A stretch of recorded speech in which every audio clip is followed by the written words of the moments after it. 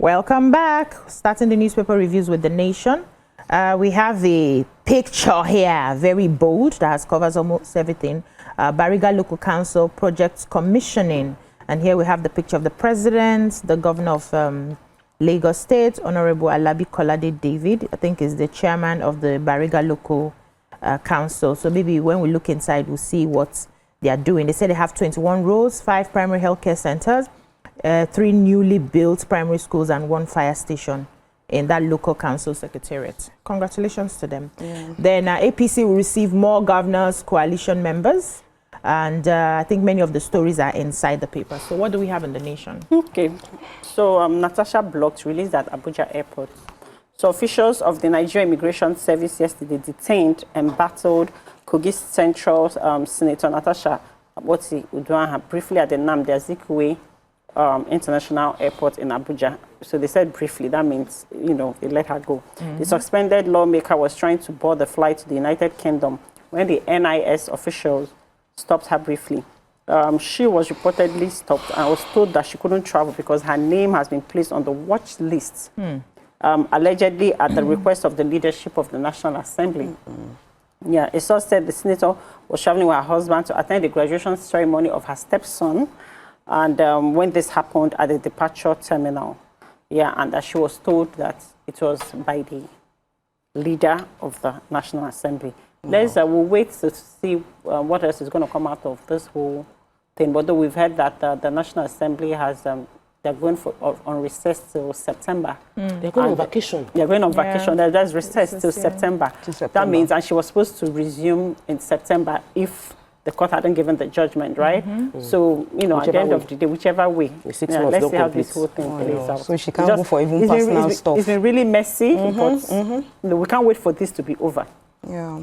Okay, any other story? Okay, so I have the story from the FCC PC. They said the Federal Competition and Consumer Protection Commission, they were accompanied by armed police and reporters yesterday, faced resistance from traders at the Daleko market in Mushin, Lagos. They said the team had aimed to crack down on traders rebagging rice. You know, they said that these people, they are no more in Royal Stallion and Caprice, that they are no more in Nigeria. So we still have their bags. Yes, that's what people are doing, is they put the local rice, rebag it and sell it. So they were able to get to them, and they said that that there was a bit of resistance, but the FCCPC were able to seal up some shops that were involved in this reproduction. Earlier on last week, that they were able to seal up some shops in Abuja, but now they are saying that the public, they are warning consumers to avoid purchasing these products as they are either expired or deceptively rebagged local rice sold at exorbitant prices. And they are saying that they will keep that. That's Mrs. Aboluwade. She's emphasized that the Commission's commitment to protecting consumer rights, adding FCCP will continue to perform its duties, ensuring compliance with consumer protection laws.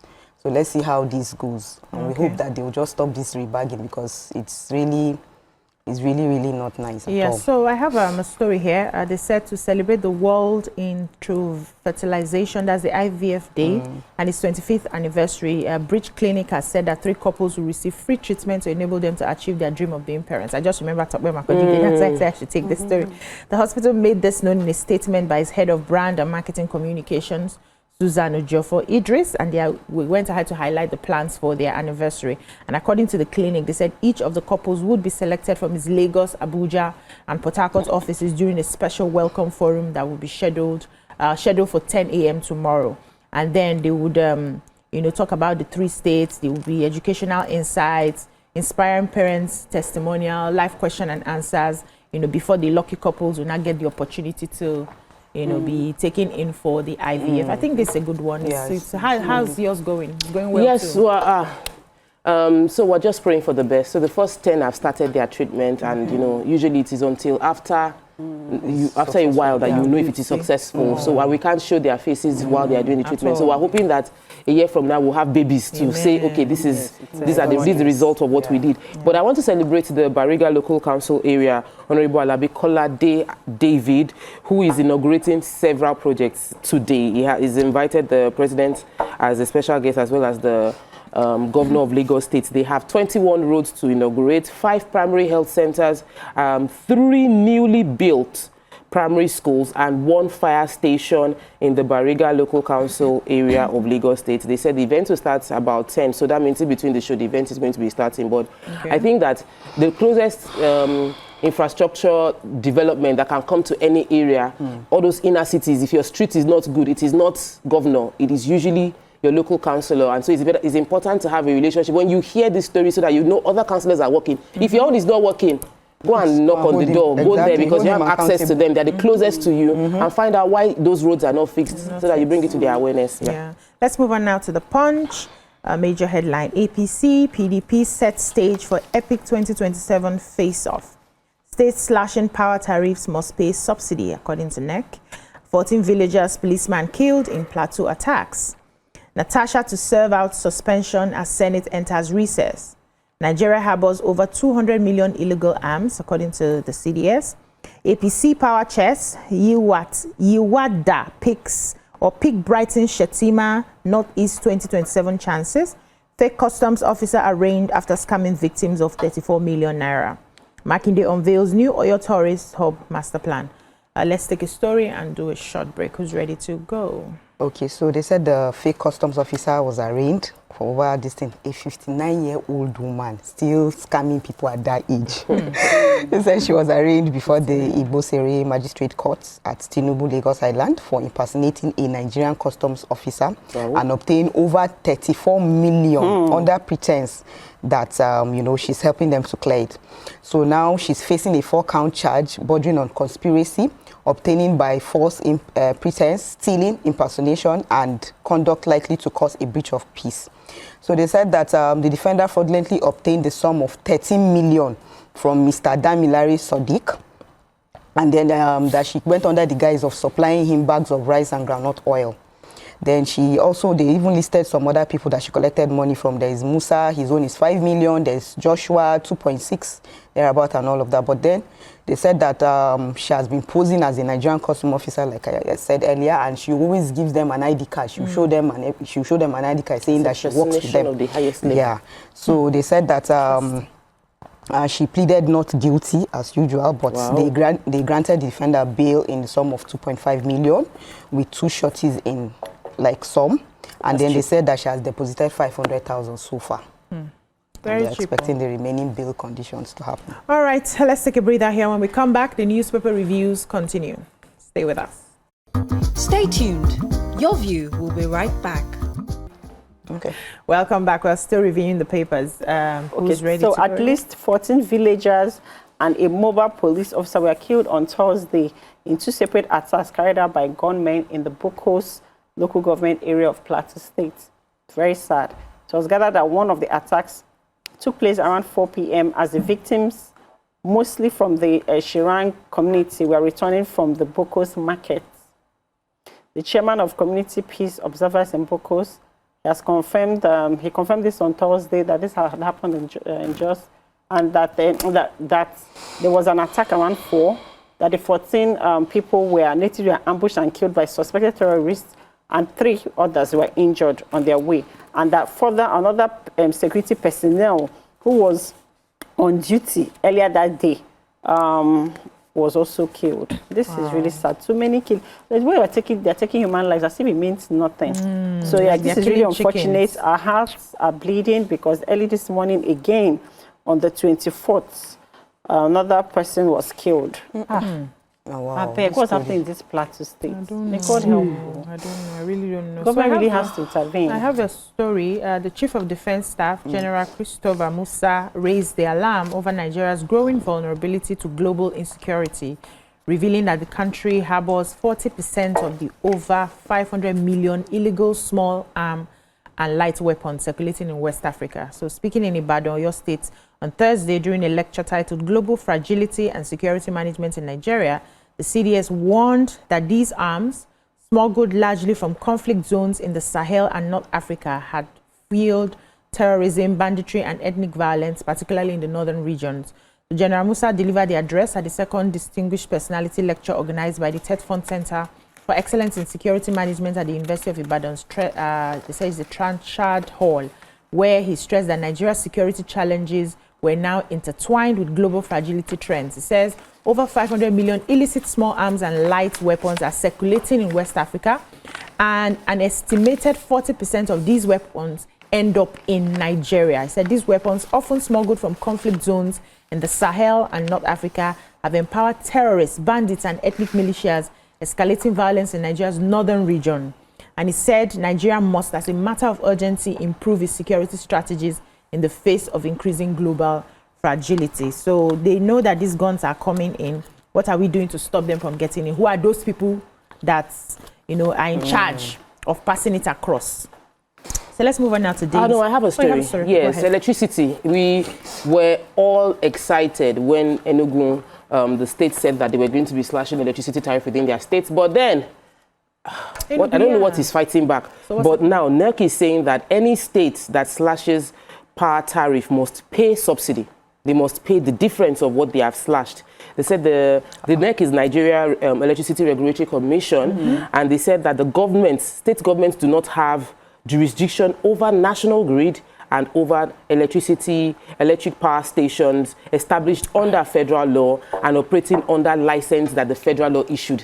They found the loophole because you know that after they took electricity off the concurrent into the concurrent list, the states now have rights over electricity. Why they're now saying this is the price? Initially. But they're saying you cannot have your right, even though you're a state, your right cannot come on the facilities that were created by federal government. I'm sure they'll go to court and go and fight the case. But the commissioner said that in his reaction to what Enugu said, they made a notice on Thursday that will be released on Thursday that the governors, any governor that says they would be doing slashing the price will be paying the subsidy, that the companies have warned that states don't have absolute power to determine tariffs unless they start generating and transmitting electricity by themselves. They should give people lights. That's the most important thing. Interesting. I thought they wanted to take the subsidy from the one the federal government is already giving. That was what they mentioned initially. But let's move on.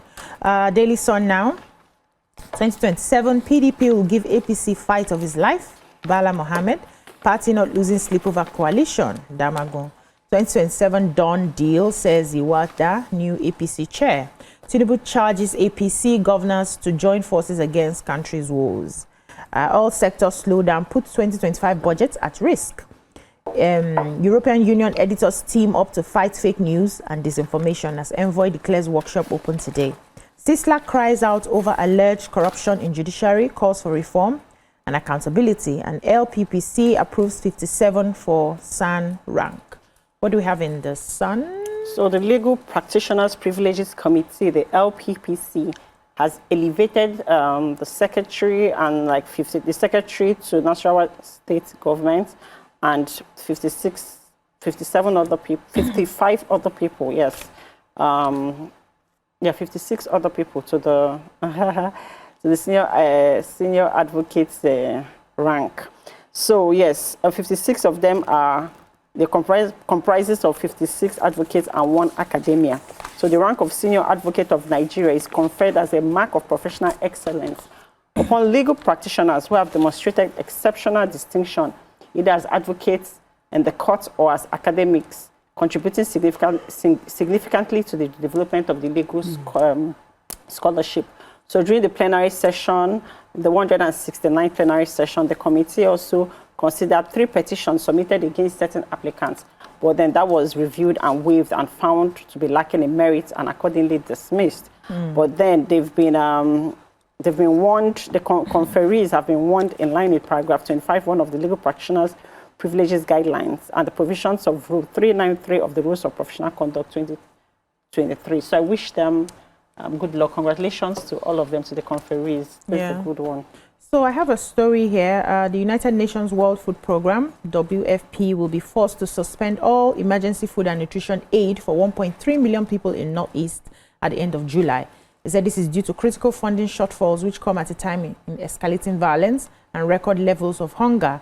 The WFP's food and nutrition stocks have been completely exhausted. They said, on Wednesday, said that their last supply left warehouses in early July, and they were able to send out food to those people. But after that distribution is completed, they don't have any more food. It says, without immediate funding, millions of vulnerable people will face impossible choices, endure increasingly severe hunger, migrate, or possibly risk exploitation by extremist group in the region. It said nearly 31 people in Nigeria are now facing acute hunger, you know, and it's just scary. I don't know who is going to come to their aid, see how they can, you know, pull more funds so that they are able to still support the vulnerable people and those in the IDPs. Any other story? Yes, there's a commendable partnership that is ongoing, or well, it's been flagged off. This commendable partnership is between NDLEA and NATO. NATO being the Nigerian Association of Road Transport Owners. They've pledged to work with NDLEA, that's the National Drug Law Enforcement Agency, to address transportation. So they're collaborating in this war against drug trafficking. They said that the NATO component would be to help in ensuring investigation of trucks and drivers that are using their vehicles to move drugs around the country. They also said that the partnership would curb the uses of trucks and passenger vehicles to traffic illicit drugs. They, of course, they will commend, we all have been commending General Marwa on the effective moves that is done within the NDLEA. However, NATO said they are acutely aware of the burden they carry, that their trucks and passengers have they transverse everywhere around the country, and they can serve as major artery for commerce, but they are now willing to partner so that if there's need for any form of investigation, the NATO would be collaborating with NDLEA. It sounds good on paper, and if every driver of any truck in Nigeria is officially registered to NATO, even if you start holding them accountable, so if you see a truck and you ask for their NATO license, if they don't have it, you know that, okay, I can't use kind of truck, and everybody must, they enforce that's registration. It will be easy to track than before. A final paper for today. Vanguard, let's just look at a story we haven't taken. Court orders police to pay NSAS protesters 10 million over rights violation. Who has that? Okay. There's another one. INEC vetting 144 applications for registration as parties. Who has that?